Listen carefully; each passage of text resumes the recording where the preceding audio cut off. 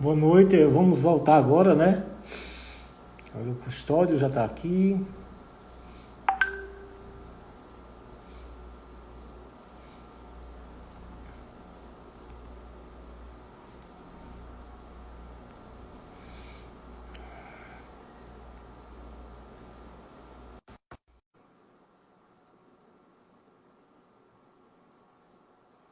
Estamos agora aguardando a Joana entrar.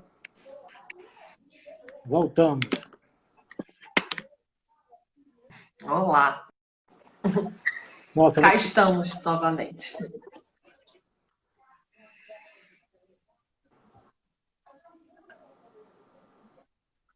o pessoal está entrando de volta. Ovelha Negra Hostel. Gostei do nome. A Ovelha Negra Roxa é incrível. É uma história, é uma amiga Como assim, nossa, Ovelha Negra não ouvi? é uma amiga da cidade que resolveu mudar O nome é completamente. ótimo. Mudar completamente a vida e criou, vamos O dizer assim, rosto. um novo autorretrato. Fez Ah, Nossa, é incrível a história dela. Mas, Joana, você quer terminar as colocações ou você quer prosseguir com outra pergunta?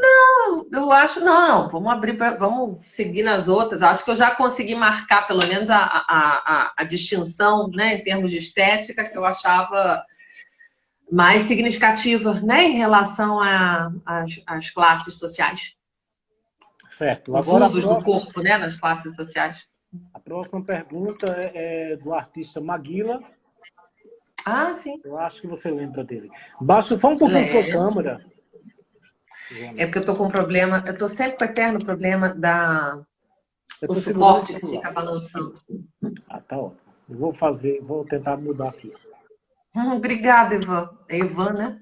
Boa noite, Joana. É um prazer poder falar com você novamente.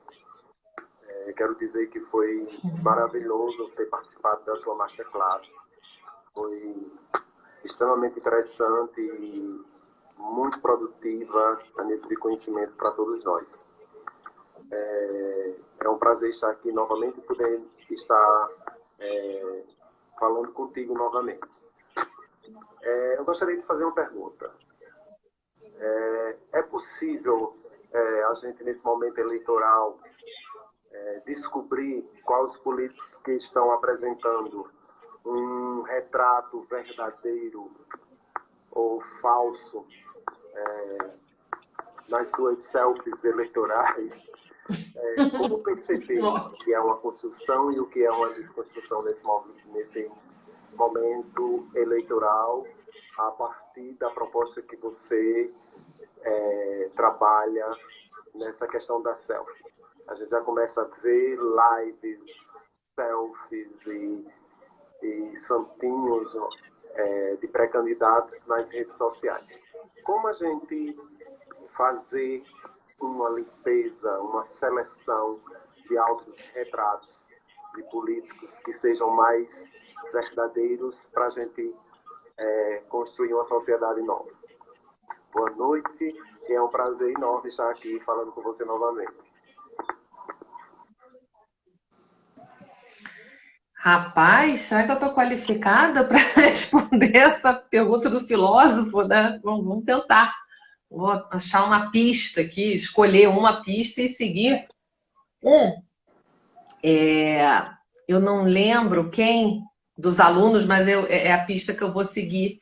Não foi o Maguila, mas eu vou juntar com a pergunta que um dos meninos me fez aí pelo direct, me pediu a referência do filme da Leni Riefenstahl, né, do Peter Cohen, o cineasta sueco, comentando, para quem não conhece a Leni Riefenstahl, enfim, foi acusada de ser a grande cineasta a serviço da propaganda nazista, mas enfim. Bom, Maguila, eu acho que uma possibilidade da gente avaliar o autorretrato que é feito de sujeitos, que a gente sabe, sujeitos... Político normalmente tem um especial talento em manipular, né? Assim, então, acho que é alguma coisa para a gente ficar atento no discurso, algumas palavras-chave, alguns significantes que podem ser bem perigosos, né? E que talvez nesse autorretrato, que a gente sabe que autorretrato, no caso, né, neste contexto aí de políticos, vai ser sempre uma edição cuidadosíssima, né, e manipulada. Mas eu acho, assim, pegando o gancho com a Lene, que no discurso, né, nessa narrativa, e a narrativa que a gente escolhe sempre nos espelha e nos retrata, né? Eu acho que tem algumas pistas, digamos assim, né, que a gente deve ficar atenta, porque dão indícios de isso que a gente observa, né, nesse atual governo, desgoverno, enfim, que seria uma arquitetura, parafraseando, né, o nome do filme, da destruição, ou seja, um projeto de desmonte e de destruição, né? Basicamente um projeto de destruição. Como é que essas pessoas se retratam, né? Certamente há um descompromisso total, né? Acho que a grande discussão já virou até um lugar comum, né? A questão da verdade e, sobretudo, essa verdade alicerçada em fatos científicos, enfim, tudo que a gente entende que seja próprio de um pensamento crítico ligado às ciências humanas e sociais. Outra coisa que eu acho, né, dentro dessa a estética do discurso, né? Então, me descolando um pouco da imagem, mas uma estética do discurso, uma narrativa,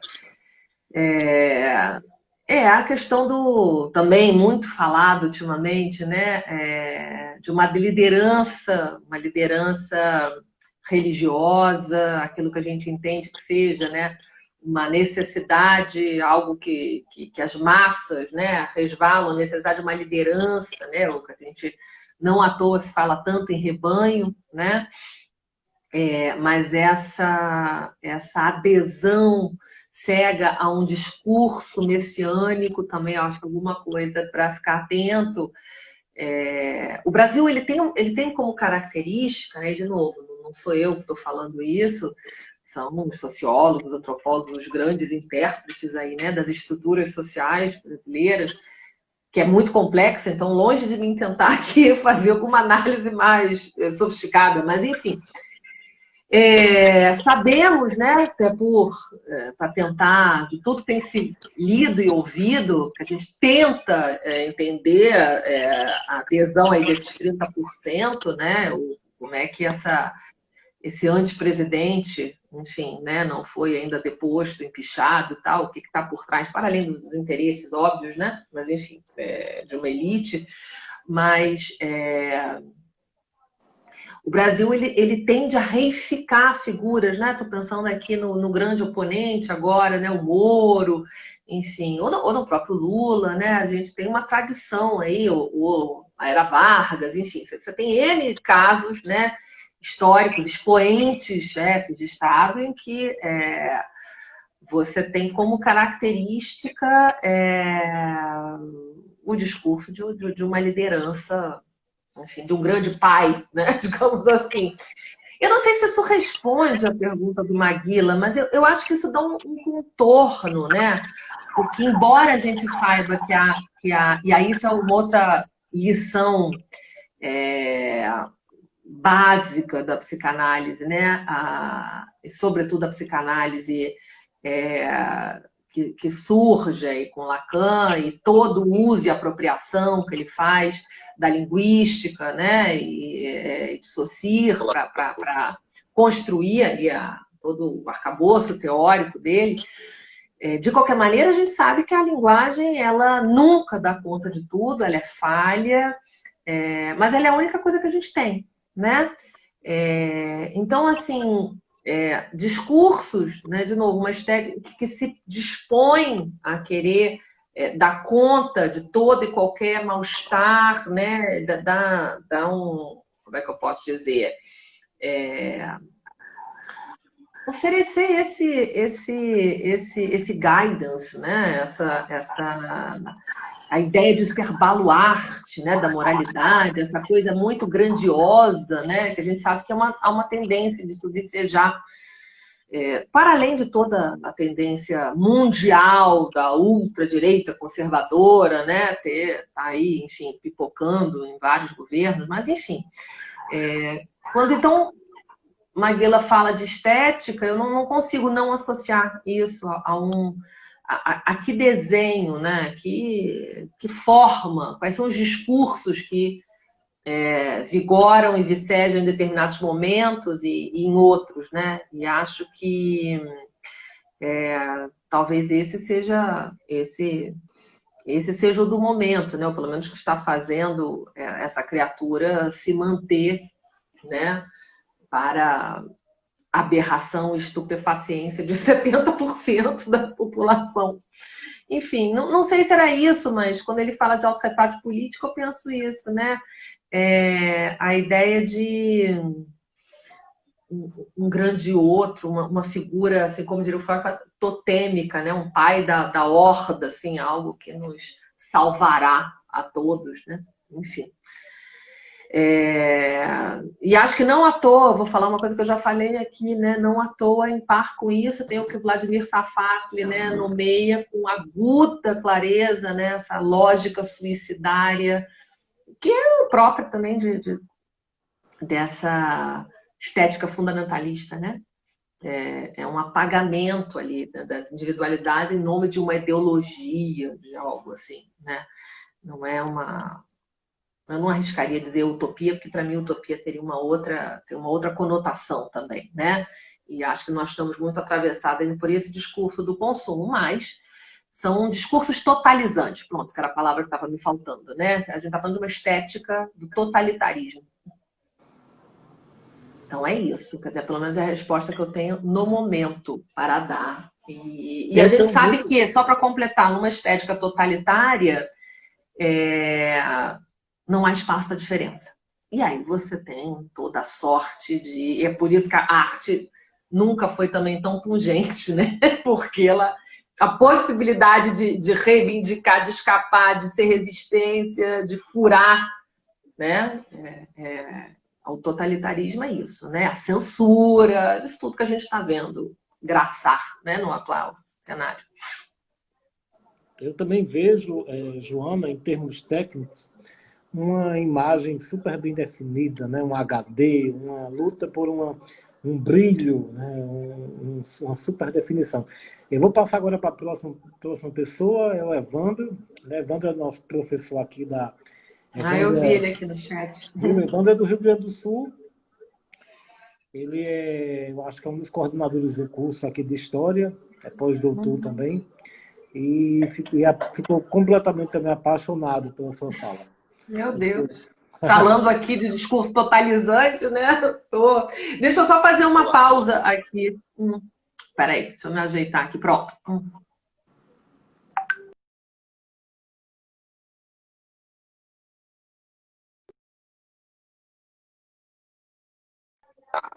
Dessa live, né? Depois de ter assistido a excelente masterclass que a Joana Novaes ofereceu para nós no Salão de Artes Visuais de Caicó. Uma aula excelente e muito inspiradora para mim e para todos e todas que tiveram a oportunidade de assisti-la. E, sendo assim, eu queria aproveitar, como professor da universidade, que tenho aprendido um pouquinho, né? Sou professor do curso de História, meu nome é Ivandro, não tinha me apresentado antes. Queria só colocar uma ideia para a Joana, se ela pudesse responder para a gente. Eu ando muito interessado nisso, eu tenho discutido isso na universidade com os meus alunos no curso de História, em Caicó. Se a Joana pudesse falar para a gente um pouquinho sobre a sua opinião sobre o papel da psicanálise como possibilidade de crítica da cultura. Um pouquinho aquilo que você falava, Joana, na aula sobre a fase final da produção do Freud, né? No qual ele passa a pensar um pouco a cultura em sentido mais amplo, e não apenas a psicanálise no sentido da clínica. Você assim colocou para a gente naquela noite. Tem como a gente pensar já agora, nesse momento, né, se passaram aí mais de 100 anos, nós podemos pensar um pouco sobre isso, sobre essas possibilidades de uma crítica da cultura via psicanálise, numa interação com as disciplinas universitárias, enfim, com as áreas da universidade, com os movimentos sociais, particularmente com os movimentos feministas, por exemplo, ou os movimentos antirracistas também, e as artes, né, que é aqui o ponto mais chave, mais fulcral para a gente, né?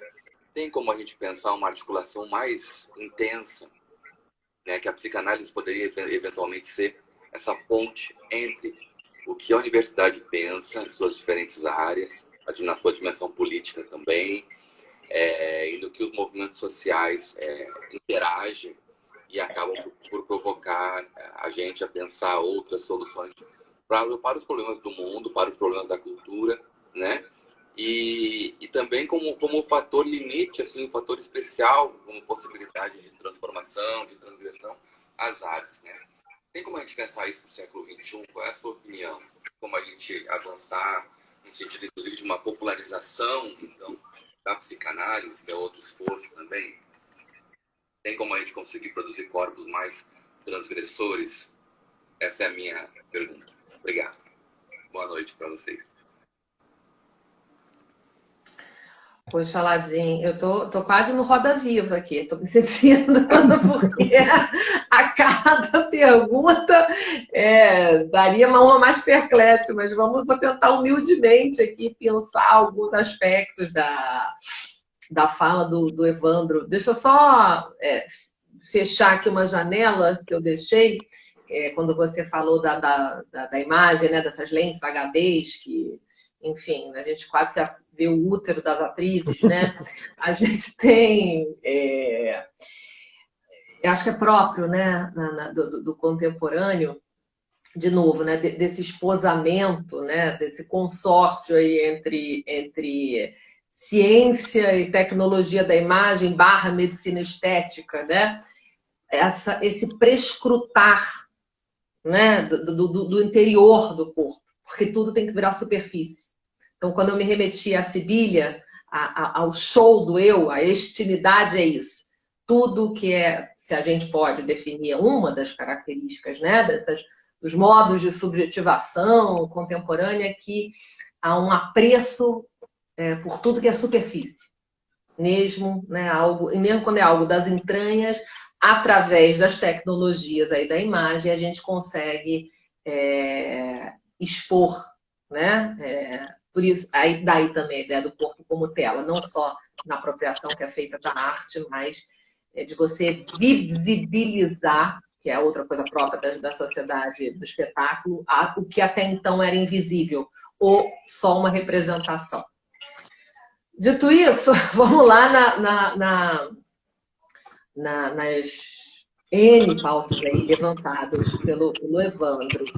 Vou começar pelo final, ou pelo menos não sei se o final, mas acho que é aquilo que vai perpassar todos os meandros aí da pergunta dele, que é a psicanálise enquanto um sistema interpretativo da cultura, né? Que a gente remete ao Freud mais tardio, ao último Freud, já mais velhinho, exilado, se bem que não, né? Porque mais tarde 29, mas enfim, é sabido que no final da vida, já com câncer também, né? Já tendo perdido alguns dos seus discípulos, tais como Ferencz, né? Enfim, o Freud se debruçou e sobretudo, né, tendo em vista que da sua família ele, quer dizer, muita gente ele teve que deixar para trás, né, para se exilar em Londres, porque judeu, né, para quem não sabe, mas acho que todo mundo sabe que o Freud era judeu, mas enfim, então certamente, eu particularmente é o uso que eu gosto, porque meus estudos são todos, o uso que eu mais gosto é esse, né, da psicanálise enquanto um sistema interpretativo, quer dizer, poder usar a psicanálise enquanto categoria de análise para pensar a cultura. eu faço parte de um programa de pós-graduação fundamentalmente, né, interdisciplinar, que é psicanálise, saúde e sociedade. Pois bem, então acho assim, e a gente sabe igualmente, Evandro, que de toda essa articulação, né, de como a antropologia do consumo, por exemplo, né, toda a questão também mais contemporânea da semiótica, mas sobretudo, né, esse diálogo intenso da antropologia com essa psicanálise última, que a gente entende que seja então tributária, né, desse Freud. Bom, acho que isso responde, né, já positivamente. Agora, para pensar a questão política, aí a gente tem que lançar a mão de uma outra, assim, de algumas premissas básicas, né, psicanalíticas, e fundamentalmente a questão do desamparo. Eu acho que é um ponto de partida, né? Não só o desamparo, como a partir dessa condição básica e inquestionável, digamos assim, né? A arte, como eu já disse aqui, uma das formas sublimatórias, né, do sujeito, que a gente entende dentro da psicanálise. Olá, tudo bom? Tá tudo certo aí? Que vazou. Então, são formas, quando a gente chama de formas sublimatórias, quer dizer, de elaboração de conflito, de mal-estar, né? E por conflito, entendemos o quê? De novo, dentro desse referencial psicanalítico. Algo que é próprio, né, do sofrimento, da existência, né, da experiência humana, né, que é o confronto daquilo que é o meu desejo com o desejo de outrem, que pode ser o outro que eu convivo, ou o grande outro, como diriam os lacanianos, que é, né, representado pela cultura.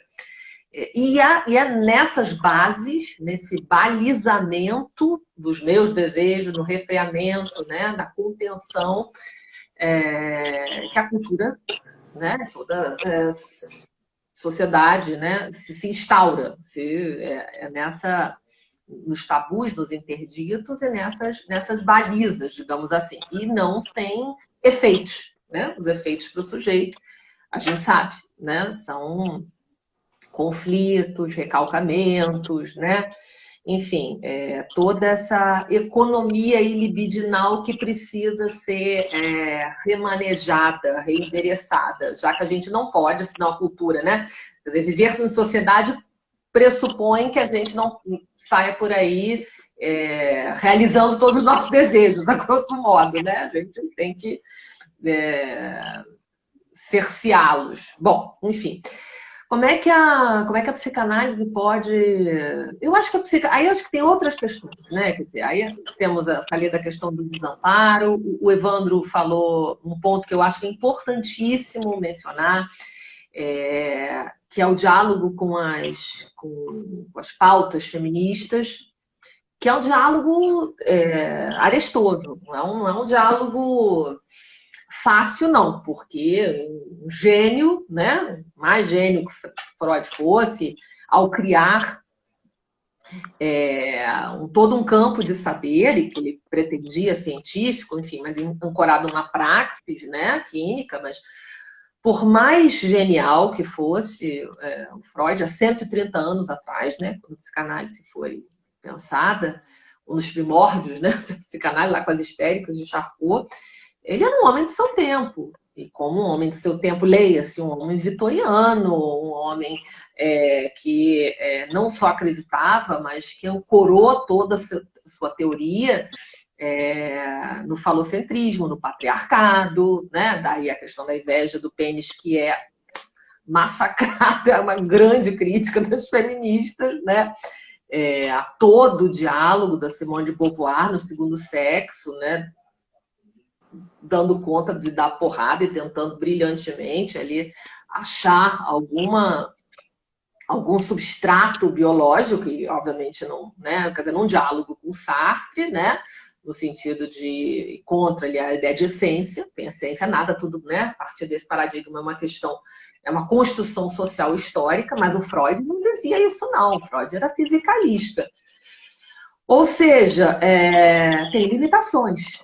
Então, no tocante, por exemplo, ao feminismo, há limitações com relação a essa questão, por exemplo, da inveja do falo, né? De ser uma teoria falocêntrica, ou ancorada também, né? Na questão edípica. Bom, mas aí não são só as feministas, que até outros psicanalistas, e também sabemos que Freud também tinha uma relação ali muito delicada, para dizer assim, o mínimo, com os seus discípulos, né? Quando alguém crescia muito, ele não gostava muito. Mas, enfim, são aqueles detalhes saborosos que a gente lê nas grandes biografias desses gênios. Mas, enfim, agora, já no sentido de, na pauta ali dos direitos humanos, aí eu acho que quer dizer, você tem críticas também, né? Você tem críticas porque é um saber pessimista também, né? A grande parte das críticas que agora ela se articula, por exemplo, muito bem com a questão da regulação social, né? Com os discursos, como diria na teoria Foucaultiana, né? Toda a questão do saber-poder. Ela é um diálogo ali intenso, né, do Foucault com Freud. Enfim, no sentido de também você pensar a sociedade disciplinar, né, essa passagem do poder soberano para um discurso médico, enfim, como forma ali de normatizar, de quadrar, né, fazer essas balizas aí, que no caso da obra freudiana, né, vai se dar com o desenvolvimento ali dessa instância superegóica, né? Então, ou seja, é uma teoria que se presta certamente a uma série de diálogos. Eu destacaria a crítica, né, feminista, e depois não só Beauvoir, como Butler, né, toda essa questão da interseccionalidade, das performances, e sobretudo, né, são teorias que vão onde o sujeito não estaria... Bom, primeiro que a mulher é muito mais estudada, e para Freud a mulher era um continente negro, né? Ele não deu muito conta do que era a mulher.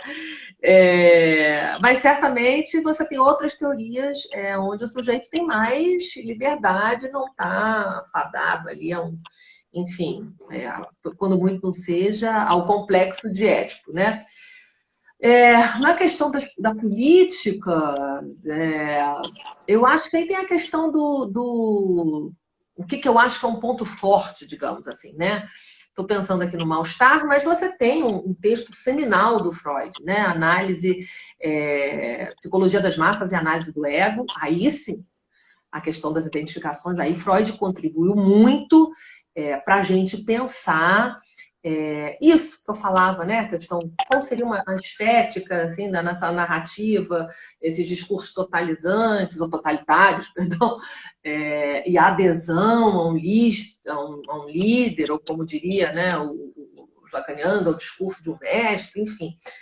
Você tem, como Lacan trabalhou também, a questão do discurso capitalista, né, a exigência de gozo.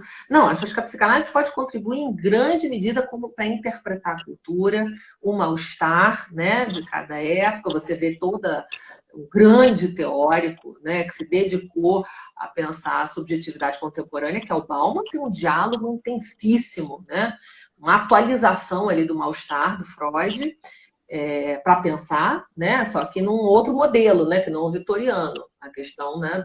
Inclusive quando ele pensa, né? Toda a questão das garantias versus, né? As liberdades, ele está dialogando ali certamente, né? Com o mal-estar e com as fontes de mal-estar pensadas pelo Freud, né? A questão da natureza, a questão do corpo, né? Da decrepitude. Bom, no âmbito da política, Nossa, a gente vê nessa quarentena, né? As pessoas que mais se manifestam, a maior profusão de lives, quem é mais consultado são os filósofos e os psicanalistas, sobretudo quando você tem, né, essa junção de saberes do mesmo sujeito. Você tem um Safar da vida, um Joel Birman, ou um Benilton Biverra, né? Aí é uma maravilha, porque você articula as questões existenciais, né, que a filosofia nomeia melhor do que qualquer outro campo e organiza, né, com a questão da economia pulsional, né, enfim, onde que, como diria o próprio Foucault, né, dialogando com Freud, né, economia dos prazeres, né, toda a questão da microfísica, do saber, enfim. Ou mesmo, né, se a gente pensar numa leitura pós-marxista, né? Enfim, você tem N diálogos com Freud, né? O pessoal da escola de Frankfurt, mas enfim, quando você tem Deleuze ali falando, né, a questão dos corpos desterritorializados, alienados, claro que você tem um diálogo com Marx, mas você tem a questão da alienação, perdão, do desejo, né, do sujeito. Então, assim, acho que é um solo fértil.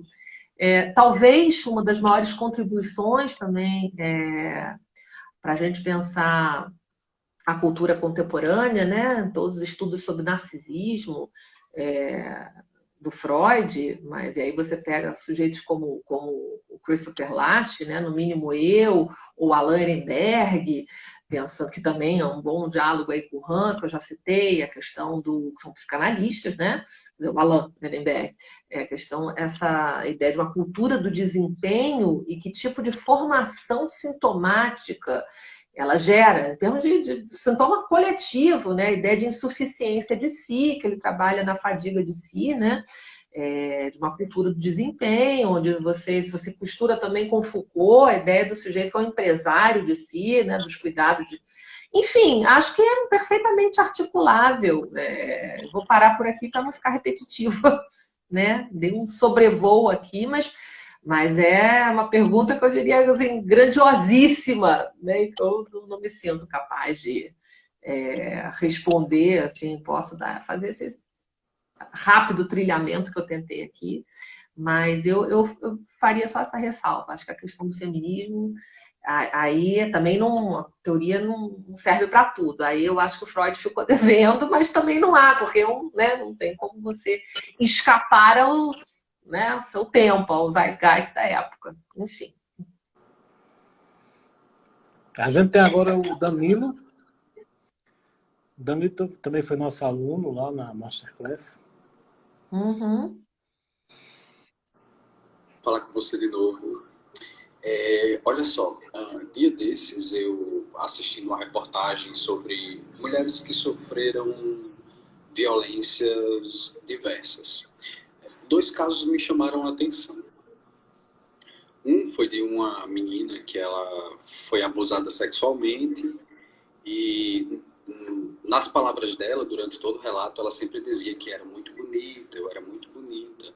E ela disse que depois do fato, ela passou a, nas palavras dela, se enfeiar.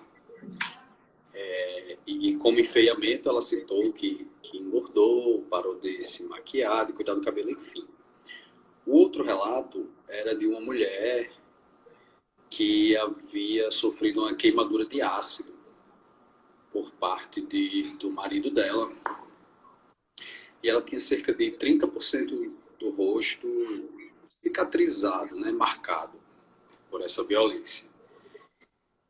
E o discurso dela é diferente no sentido de que o trauma, segundo ela, foi o desencadeador do crescimento de uma autoestima que ela afirmava não ter antes. Então, a minha questão é, para além de todo o trauma óbvio, e se o ponto de vista do outro tem importância muito grande na definição de como eu me vejo, o que necessariamente desencadearia 2 reações tão diferentes em mulheres que sofreram traumas não iguais, óbvio, mas de certa forma parecidos.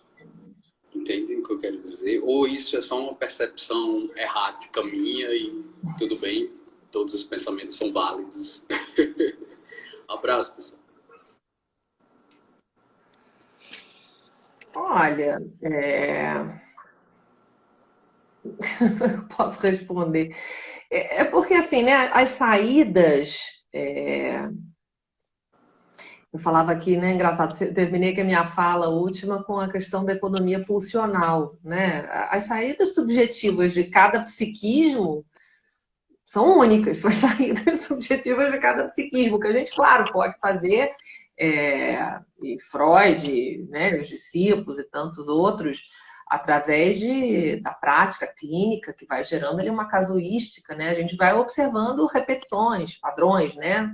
Olha, em face de determinadas situações, você tem esse tipo de resposta, ou esse, enfim, mas é sempre bom lembrar, porque eu acho que isso é outra pedra angular da psicanálise, né? Eu falava que uma das pedras angulares é a questão do desamparo primordial, essa possibilidade subjetiva, né, e única de cada sujeito lidar com aquilo que foi feito dele, né? Com a própria história, e recontá-la, reeditá-la, ressignificá-la. E é importante lembrar que toda a formação sintomática é uma tentativa do aparelho psíquico de reorganização no sentido da manutenção, né, da saúde mental, mesmo nos sintomas mais agudos, dramáticos, né, mesmo nas formações delirantes, por exemplo, ali é uma tentativa de reorganização, e de não colapsar. Então, assim, você ter uma saída de alguém que tem como ele bem disse, algo brutal, traumático, né? Você tem não sei quantos % do rosto, enfim, do corpo queimado, e no rosto, né? Que a gente sabe que enfim, no corpo, quer dizer, primeiro que não tem como esconder, né? E depois, quer dizer, em grande medida, o que eu entenderei como sendo a minha identidade, né? O meu sentimento ali de unidade, de reconhecimento de mim, fundamentalmente está no meu rosto, né? O resto a gente ainda consegue esconder, mas o rosto é um negócio dramático, né? Então, agora a capacidade, a plasticidade, a capacidade de resiliência também do sujeito, ela é única. Então, no relato dele, você tem ali, né, a formação, um mecanismo de defesa, em um outro sublimatório, né, digamos assim, né, você desenvolver uma autoestima, que é muito comum, inclusive, em sujeitos mutilados, né? Essa ideia da superação, de uma atribuição, uma produção de sentido a partir de um evento que é da ordem do inenarrável, do horror, né? Imagina ter parte do seu corpo, do seu rosto desfigurado.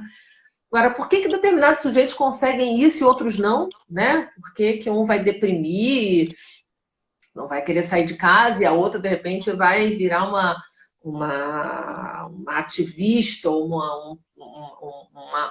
um ator social importante na defesa, né, na possibilidade de mostrar para as pessoas a capacidade de reinvenção de si, né? É algo a ser observado e admirado. Agora, não sei como responder essa, porque são trilhamentos, mas são destinos, né? Como diria o Freud, a função de suas vicissitudes possíveis, né? Ele tá corretíssimo no diagnóstico dele, no sentido de apontar, são duas saídas mesmo. Agora, não sei muito como é que eu poderia responder. Face a um trauma, já que a gente está vivendo, né, um momento, né, todos nós, absolutamente traumático, né, ou de estresse pós-traumático, você pode melancolizar, você pode deprimir, né? E há um desinvestimento total do mundo, se recolher. Você pode criar saídas maníacas, né? E ficar com muitas pessoas também, através também de sintomas hipocondríacos, obsessivos, sair fazendo limpeza, sair fazendo mil coisas, né? Que também é um mecanismo de defesa. Né? O que a gente sabe é o seguinte: você tem O trauma é alguma coisa de difícil metabolização, né? O que caracteriza o trauma é um quanto ali de energia que é maior do que o aparato psíquico é capaz, né, de suportar. Tem alguns sujeitos que também, né, para tentar se organizar, esquecem, né? Quer dizer, o trauma ele também tem essa característica, né, para, de alguma maneira, preservar o sujeito, né, da revivência, do contato, né, constante, a revivência, que pior do que o trauma é a revivência, né? Isso é uma das outras máximas, né, psicanalíticas. Então, o que a gente diz também é que todo sujeito, perdão, tem direito e deve poder esquecer também, não precisar ficar lembrando. Agora, pensemos, como é que você esquece de algo que se deu no seu rosto? Quer dizer, você nunca mais olha no espelho? Quer dizer, é difícil a gente ter sequer representação mental, mas a gente sabe.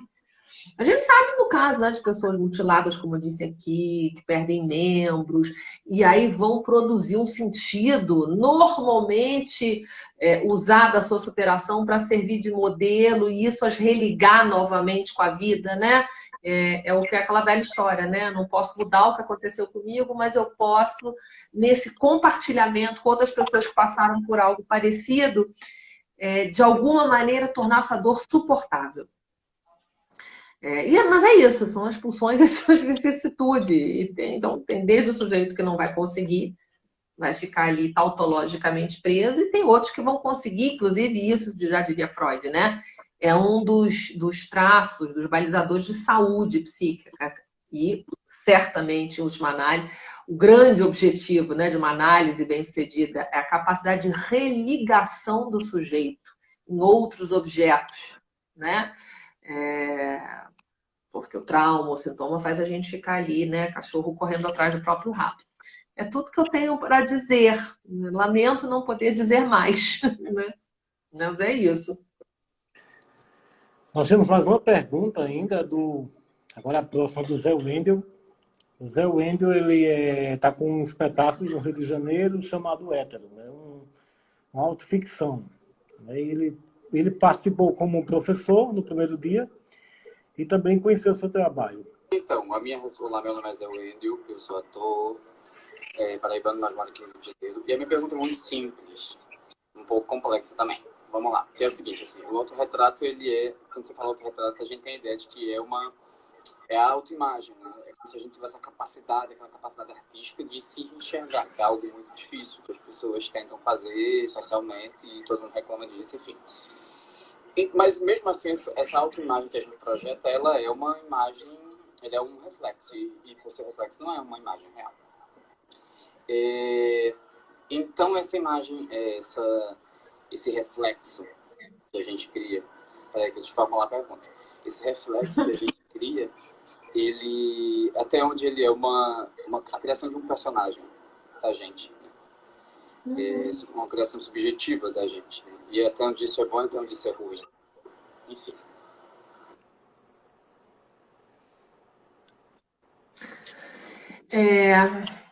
Como é o nome dele? Você repete para mim, Aladim? Zé Wendel. Zé Wendel. Pois certamente, não deixa de ser um personagem, né? A gente, inclusive, ao longo da vida, a gente atualiza, né? Cria e recria esse personagem, paradoxalmente, sendo o mesmo, né? Mas, enfim, a gente costuma dizer, inclusive, né, dentro do universo psi, a gente reconta a nossa história, e no que a gente reconta a nossa história ao longo da nossa vida, a gente está atribuindo, né, inúmeras facetas, né, desse personagem, o que pode nos fazer, então, facilmente pensá-lo como múltiplos e, ao mesmo tempo, um só, né? Paradoxo. A psicanálise é, por excelência, um campo do paradoxo. Mas, enfim, eu acho que tem uma outra coisa fundamental sobre a questão da imagem e que me passou, porque são tão múltiplas as perguntas, né? Mas que também acho que é fundamental trazer aqui, porque é uma lição, mais uma, né, básica da psicanálise, assim, outro parti pris, que é essa ideia, né, de como é que se constitui todo sujeito no início da sua vida, né, no chamado nascedor aí do psiquismo, ou aquilo que Lacan chamou de estádio do espelho, né? Aliás, isso não é próprio da psicanálise, né? Há um consenso aí nas ciências humanas e sociais, a ideia de que eu preciso do olhar desse outro para me constituir. E por me constituir, entenda, né? Me ajudar a atribuir sentido, que a minha vida seja por mim entendida posteriormente como uma vida que vale a pena ser vivida, que eu fui amada, desejada, né? Enfim, alguém me cuidou, né? E alguém me cuidou sobretudo quando eu não tinha nem repertório, vocabulário, linguageiro para, enfim, para cuidar de mim, né? Então a gente parte da premissa em psicanálise que no início não há uma unidade dual, que é um paradoxo, né? Bem psicanalístico, ou seja, tamanha é a precariedade e o desamparo, né, do sujeito para a psicanálise, mas também não dando uma perspectiva biologizante também, né? Quer dizer, o ser humano não vinga se não tiver outros ali, né? Um nível de dependência total absoluta. Mas, enfim, esse cuidador, esse que a gente chama, né? Que desempenha ali uma função materno-primária, né? Mãe devotada comum, uma série de conceitos psicanalíticos, freudianos, winnicottianos, lacanianos, mas enfim, fundamentalmente é esse outro que instaura que lança esse olhar que incide sobre mim e que vai me dizer, né, vai me dar minimamente um sentimento de unidade, de estima, de uma cola ali com esse investimento, com esse amor, e é isto que continuamente, ao longo da vida, se nada falhar ou tudo correr mais ou menos bem, me faz introjetar uma imagem razoavelmente boa de mim, tá? A partir daquilo que refletiram de mim sobre mim. Então, eu me vejo, eu me constituo através do olhar do outro.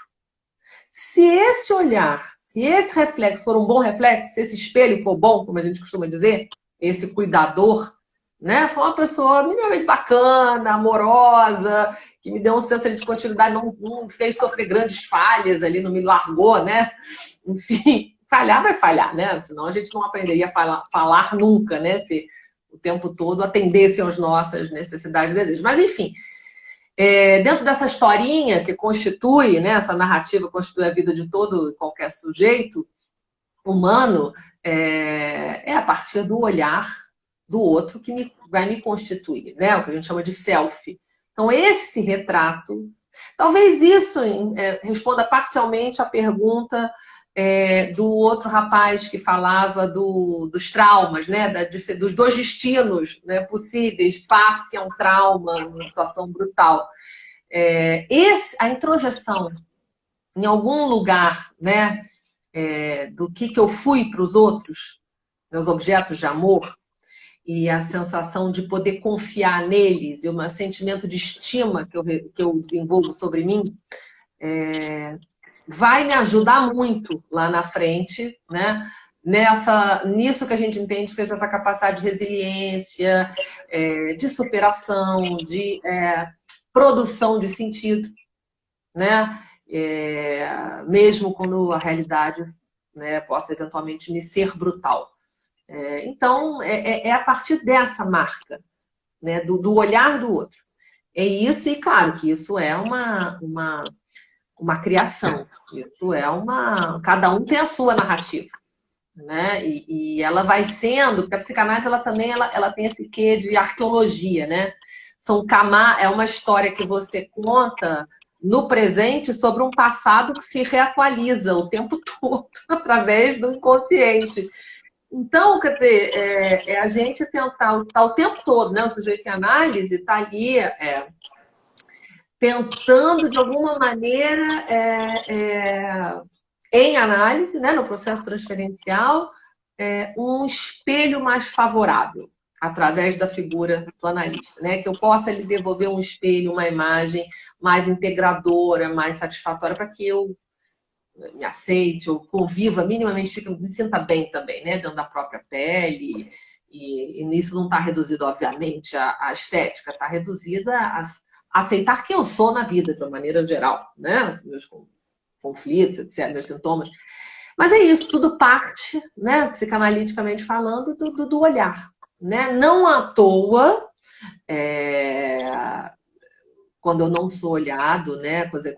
O que a gente entende que seja o pior destino, o pior castigo, a pior punição, né? A pior forma de dor mais pungente, mais a invisibilidade, né? A questão aí, respondendo já ao Evandro, né? Como é que a psicanálise contribui? A questão do reconhecimento social, um olhar social que legitime, né, as vidas, né, os sujeitos que são marginais, que são invisíveis, quer dizer, através de um olhar que reconhece, através de um olhar que confere reconhecimento, vitalidade, que diga para o outro, olha, você vale a pena, mesmo que seja só para mim você, né, eu te reconheço. É essa chancela, é esse selo de qualidade através, inicialmente, da dimensão do olhar, que é fundante do que a gente entende, né, daquilo que o sujeito vai poder desenvolver, entender como o sentimento de si mesmo e do apreço que ele vai ter ou não em relação a si. Joana. Que bom, Zé Weber. Nosso tempo está acabando e um dos alunos ele não preparou uma pergunta, mas ele mandou um presente para você que foi uma performance. Oh, meu Deus. Então a gente vai Maravilha. acabar. O nome dele é Guga, mas ele assina como Guga Medeiras. Guga, né? Acho que, se eu não me engano, é Gustavo, Guga Medeiros, mas é Guga Medeiras. Eu vou transferir. Nossa, estou conseguindo. Então que bom, agora você é plateia. E aqui a música, eu não sei se vai conseguir. A música é da Ana Fontes. Depois eu vou passar para vocês, está nos stories dele.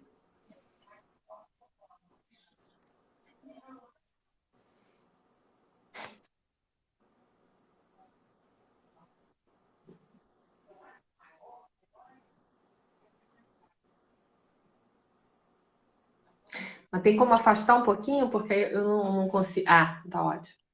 A legenda.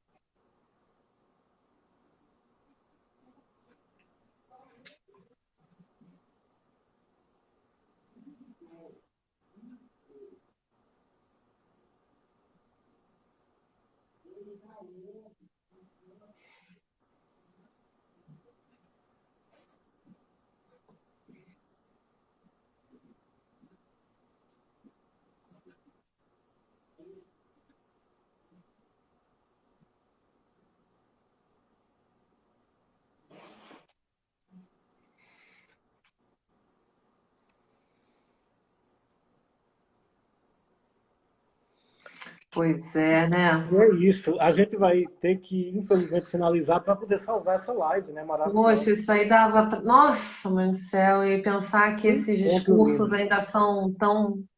Ainda circulam com tanta potência, né? Enfim, né? Essa questão, você imputar responsabilidade, né? Uma mulher, estou pensando aqui, né? A mulher que é estuprada e ainda é responsabilizada, né? Você também queria o quê? Enfim, né? A marca aí do patriarcado, né? Entre outras coisas, mas é porque isso eu achei que era importante falar. A normatização dos corpos, né? Enfim, né? A regulação histórica do corpo feminino. Você falou, só para ilustrar, você falou sobre o Rio de Janeiro, eu conheci primeiro a Europa, eu morei em Portugal, para depois ir Rio de Janeiro, porque meu amigo falava, você tem que emagrecer para ir para o Rio. Porque você tá muito gordo, né? Tinha sempre isso. E eu vim conhecer o Rio depois de muito tempo, me apaixonei, vi que não era isso, mas eu pensava, meu Deus, eu vou fazer o que ali, né? Naquela praia de Ipanema, com aquele monte. Realmente eu tive até um susto quando eu cheguei lá, né? No posto gay, lá no posto 9. Foi meio que eu percebi que era realmente diferente, né? Tem poucos gordinhos. Os gordinhos ficavam em Copacabana, os ursos, né? Os gays malhados em Ipanema. Então tem toda essa divisão, né? Das boates até, ainda tem. É incrível isso. Joana, eu quero agradecer. Eu tenho um artigo, só para fechar aqui, muito bom, depois vou te passar, chama-se Quando a Praia Não É Para Todos, em uma das coletâneas que eu participei, é A Cidade e as Formas de Viver. Depois vou te passar. Que faz exatamente essa cartografia das praias cariocas. Realmente o Rio é muito cruel, nesse sentido. E acho que você vai gostar. Mas foi um prazer, né, de novo estar aqui com vocês. Compartilhando. E sim, Evandro, a psicanálise é uma das funções, uma boa análise é ser devolver uma imagem, né, mais generosa, integradora, né, menos algoz e persecutória para o sujeito. Joana, a live vai ficar arquivada, certo? Eu vou fechar, vou dar adeus. É porque eu estou com medo de ser cancelada. Eu nunca... Deus me livre, não. Não, vamos cancelar esse ano todo, né? Não a live. A live não. A live não. Muito obrigado, um beijo grande. Obrigada a você, querido. Caico agradece, o Salão de Artes agradece muito. Você trouxe luz, brilho e muita beleza pra gente. Obrigado. Ótimo. Obrigadíssimo a todos. Beijocas.